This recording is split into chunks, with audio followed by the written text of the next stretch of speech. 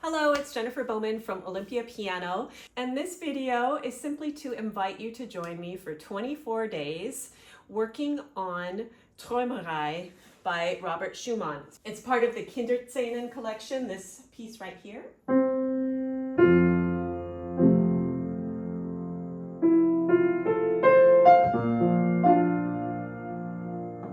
We're going to be doing one measure a day for 24 days.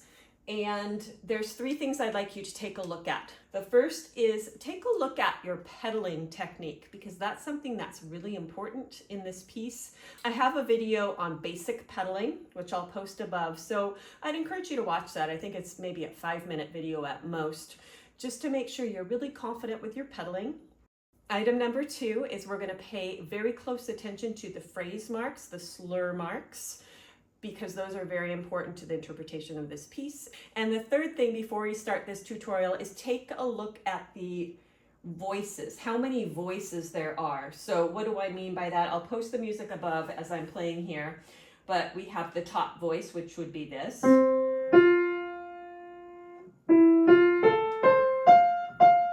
Then we have the bottom voice, which would be a held whole note. And then we have the middle voices, more of a harmony. And sometimes in this piece you'll see two notes that are next to each other, but they might belong to different voices.